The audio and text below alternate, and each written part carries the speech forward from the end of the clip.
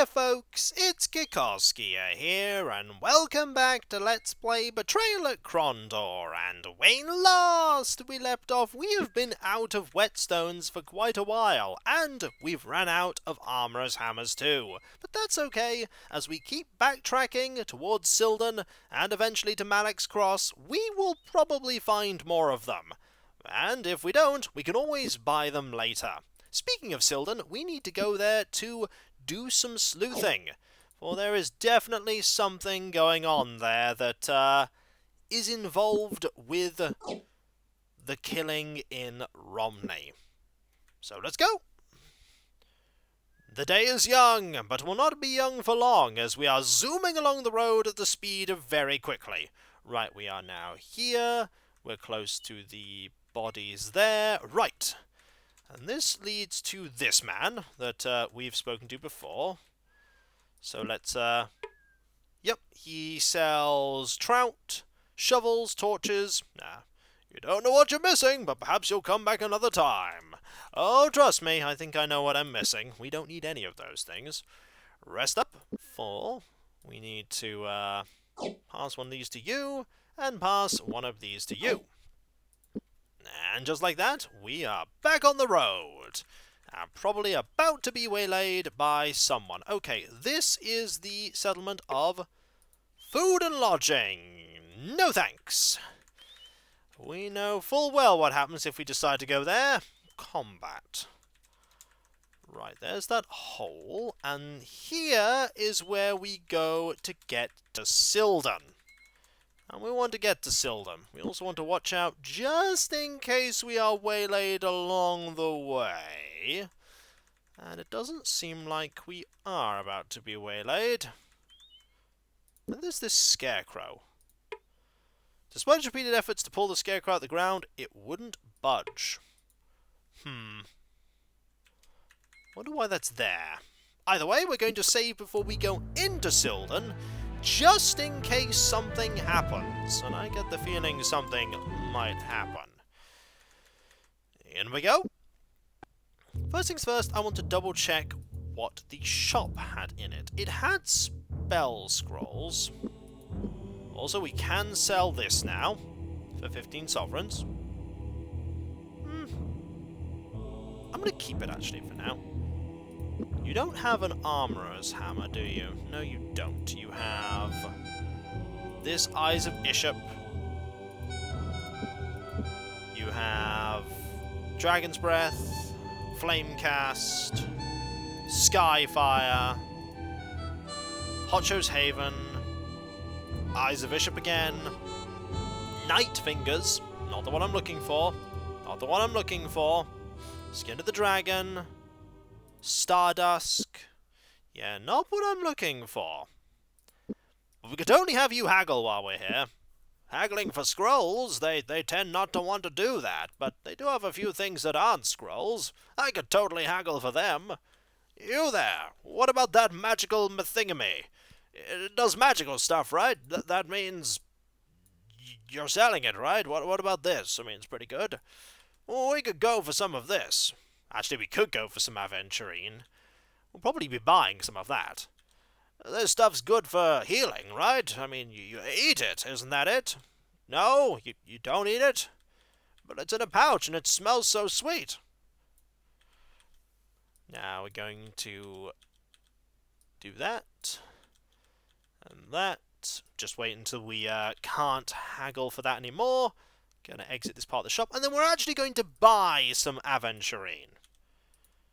We're going to buy some of that. And then, we're going to check this out. James tried the lock. He moved close to examine the brass-plated lock, but a group of sailors wandering by made him wary. No sense risking a night in the lockup. Let's leave. There's something here. Could go talk to people in the tavern, like you. James motioned to the figure across the room. The man walked over to join them. He stood before them, eyebrows arched inquisitively.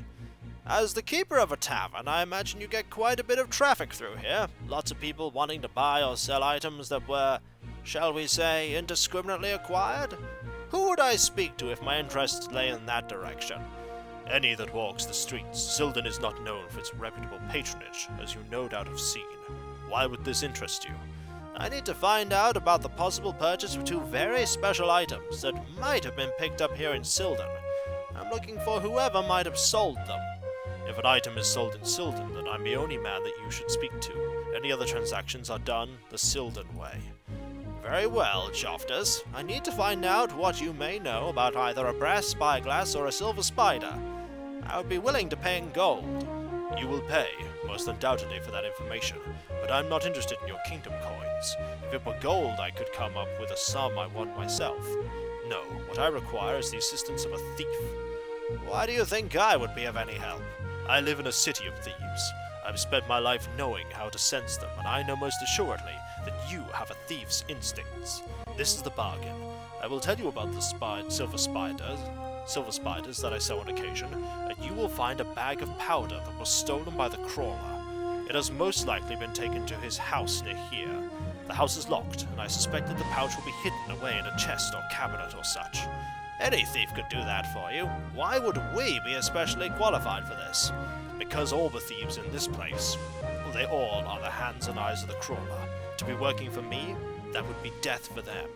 Why? What is it that is in this powder bag? I have made my offer. The information for the pouch. Do we have a deal? Sure. My bump of trouble is telling me that I shouldn't be agreeing to this, but you have a deal, Joftus. I'll get your pouch. A straight exchange. The information for the item. Consider it a deal, then. I will wait for you here in the anchorhead until you return with the item. We will be back. Do not leave this place. Okay, now we're going in here. Gorath watched the dogs. Behind him, James stood with his ear pressed against the door of the house, listened for the stirring of the crawler or his men, but heard only the thumping of his own heart. The door was locked, and as he reached inside his pack to search for his keys and picklocks, he saw a very small, very straight crack in the trim beside the door. Smiling at the old mocker's trick, he pressed his thumb against the trim and pushed down. The wood slid away, revealing a small brass key. Removing it from its hiding place, he jammed it into the brass lock, whispering his thanks to the old mocker who had first taught him a trick. Within, the house was dim, but not so dark that James couldn't navigate by instinct alone. Creeping, he investigated the whole of the three-room house, noting anything that looked out of the ordinary. Near the fireplace he discovered something that appeared to be a chest, but dismissed it as suspect, its location tagging it as a trap for less clever thieves. On the far wall, he eyed a row of 5 colourfully lacquered pots, each spilling with a tangle of violet-coloured tondil horns. Many times in Krondor he had heard the Prince of Ruther lamenting over the fact the flowers were nearly impossible to grow in the salty soil of the coastal regions, and required nearly constant sunlight. Located as they were at the rear of the house, however, they were undoubtedly receiving very little light at all. Smiling, he upturned each of the pots, until at last he discovered the hidden powder bag and made a mental note to thank the princess for her relentless efforts to civilize him. Clutching his find triumphantly, he hurried outside to rejoin his very nervous-looking travelling companions. Jimmy the Hand was still alive and well. We did it! Let's talk. So, the Honourable Signor from Krondor returns. Have you brought along the pouch I asked you for? Yes. It seems that today Bannoth has smiled on the both of us. I have what you want, and you apparently know what I need to know. The pouch in exchange for a story. That was the deal. I want to hear a story about a silver spider. Yes, Bannoth has gifted you most certainly. I wouldn't have thought anyone wily enough to defeat the crawler, but if the happy prankster has given you the knack, then I'll happily help you as best I can. Now, the silver spider is a rare item, so I remember when I get one, and I'm most assuredly pleased when I can turn a profit from one. They are heartily sought here in the kingdom. It's been several months since last I sold one. Can you describe the last man who bought one? Oh aye, I can describe him. Stooped back, crass, hard-bartering fellow. He was wearing a black cloak and a bird. An eagle was emblazoned across his chest. You mean a hawk? A golden hawk? I have lived the greater part of my days here in Silden. It might have been a hawk, or it could have been a gull. All I know is that I lost a great deal that day between he and the trader named Abuk, who brought in some sailor's trinkets he appropriated from Prank Stone. As for the man with the bird on his chest, the last I heard of him, he was asking to purchase a ticket on a ship called the Mocker's Folly, bound for Krondor. A nighthawk bound for Krondor? Where could I find the ship's captain?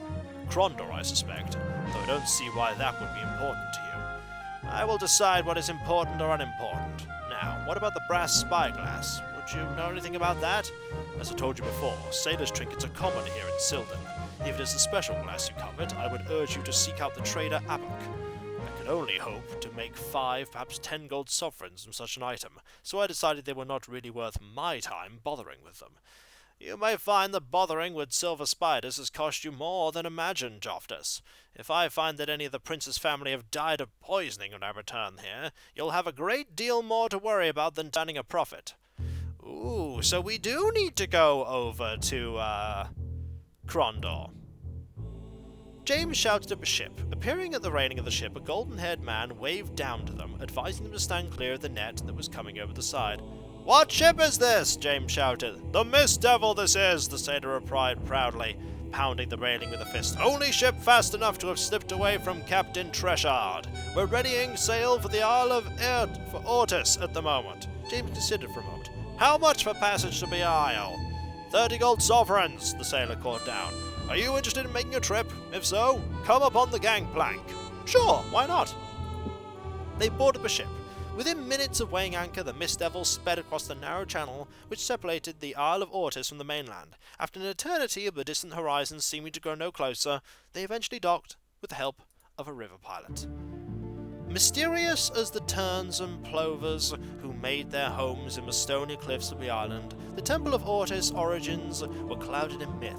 Inhabited by a splinter faction of the Temple of Killian, the priestesses who took up residence on the desolate isle believed their prayers would one day summon the ancient sea god from oblivion. Well, that's certainly a thing. Let's go in. Let's look at this. Ah, not yet been made. Okay. Let's have a chat. Let's talk. James motioned to the figure across the room. The woman nodded, then made her way across the wooden floor until she was standing before them. "Among you there are injured that need looking after. The ship should return here soon. I would advise you seek help as soon as possible." "But that's why we've come. The shipmaster in Silden said we would find a healer on this island who could help us." "You have been misinformed. I am not a priestess of Sung, and Ortis concerns himself solely with the denizens of his kingdom at the sea. He may only act on their behalf. Thus is his purpose ordained by the will of Ishap, the one above all. When I was young, I was fortunate enough to have learned something about how the temples all worked.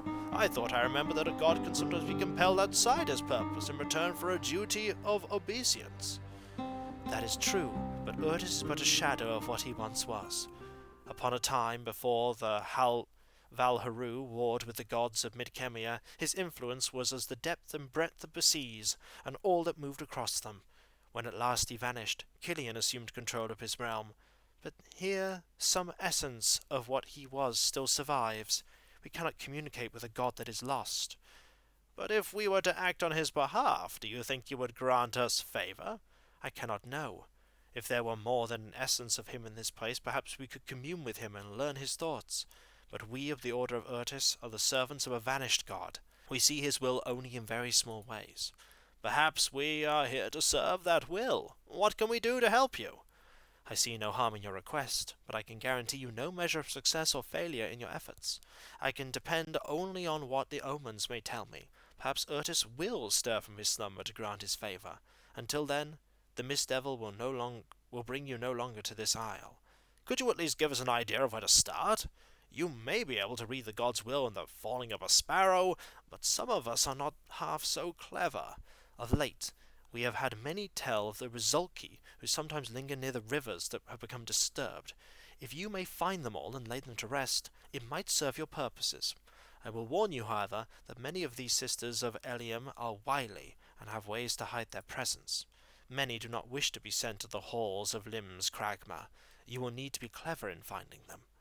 That is my advice." As they filed out of the inner sanctum, Belia suddenly dropped to her knees behind them. They rushed to her side, but she had already gained her feet as they reached her. "I am sorry," she said breathlessly. "Ortis's touch is sometimes overwhelming. Though I cannot understand the meaning of it, something in you has aroused his interest, and he has smiled on you this day. Good luck to you." "Ooh! I don't know what that did, but, cool.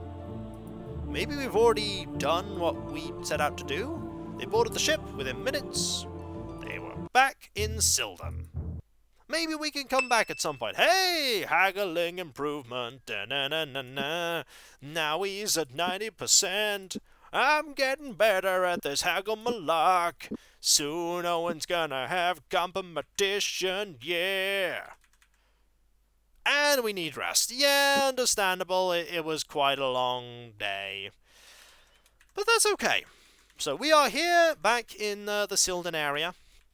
And soon we're not going to be in the Silden area, because we are most certainly going to head west. And which way are we going here? This is certainly the way, yep, back to Lighton. We do want to go back to Lighton, and we do want to go back to Krondor. We do want to head back to Krondor. Maybe someone at the tavern will be able to give us some information. I don't know. One thing I do know, though, is that we have this building here, which no one lives in. Okay, over here, there's that area full of... Oh, then we're not alone. Abuk, Master of Locks at your service. How may I be of assistance? It appears you are a master of more than locks. What do you know of the prank stone north of Romney? A tongue wags loose in Silden. I see my enterprises may be silenced. I am interested only in a brass spyglass that you sold to Joftus in Silden. Tell me about it, and I will choose to forget about any other thefts you may have participated in. How did you come by it? 1 year and 20 ago, I bought a box in Silden from a trader.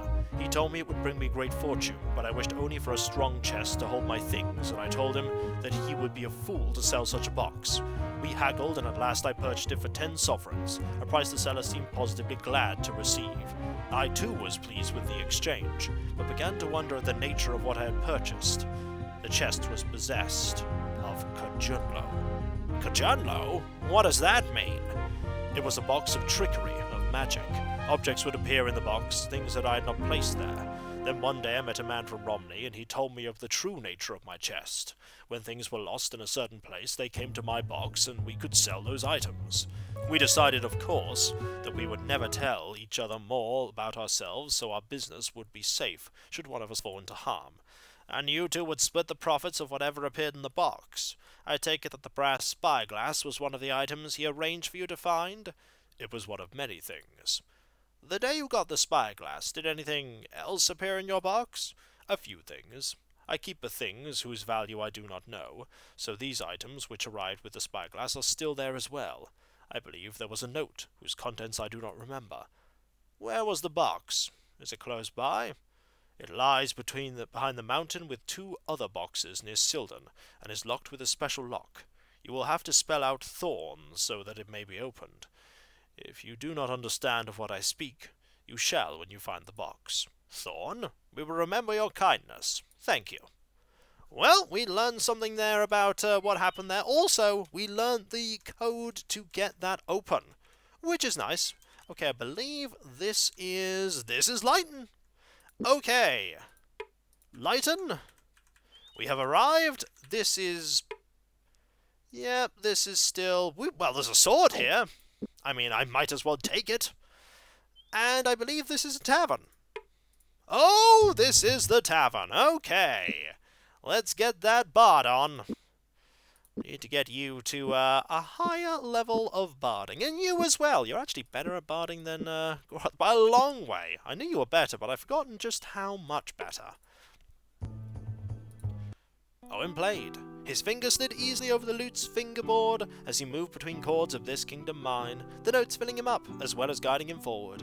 Quietly, he began to sing the refrain. This kingdom mine, with my blood I've paid, to guard against all who oppose her. That was beautiful.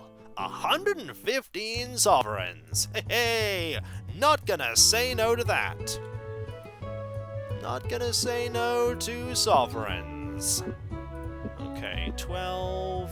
I'm going to give you 2. And give you 3 there, like that. Excellent! And the barding ability of people in the party has improved, which is always nice. 39%. And yours didn't improve. Huh. Clearly, you just hadn't barded hard enough. Right, we're going to keep moving through Lightham.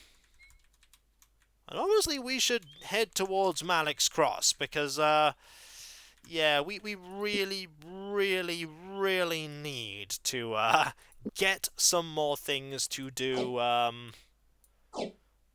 armor and weapon repair. We have not had those things for a while, so south we go! Is there going to be an encounter along the way? Maybe?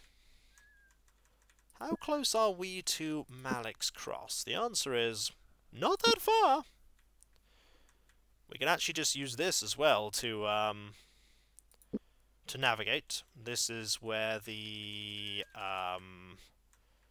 Dragonstone is. And that's also where the Dragonstone is. And this should be pretty close to where we need to be. Over here. And here. Yep, here we are. We have arrived! Malik's Cross! Oh, I'm glad to see Malik's Cross. Right. There they are! That's what we want. We want armorers, hammers, and whetstones. And I never thought I would be saying that we want these things. But we want these things. Can't sell that, that's fine. Let us sell this sword. For a decent price. Now. I need you to haggle for me. For this. Sure. Haggle for this too. Okay, fine, we'll just buy it. And we'll buy this. After we've haggled for it. Good discount. Right. Have these.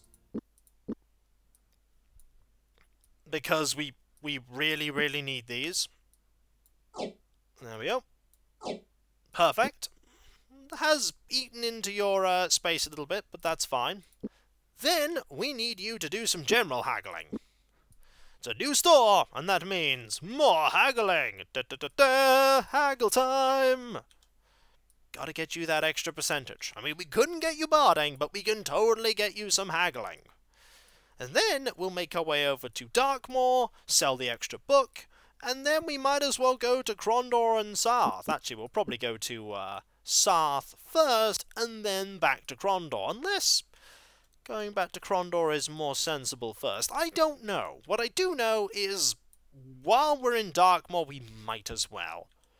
We haven't found any encounters down here, though. Maybe we've found all the encounters that we can. Maybe. Still worth checking, and there will still be encounters in the other areas that we've been to. Let's get that there. And, ooh, few more things that we have that whetstone with one use. We're not going to be buying that. That is absolutely a certainty. What else is a certainty is more haggling, and what else is a certainty is that when we come back, folks, we will continue to improve James's haggling. It'll get to 100%. Give it time.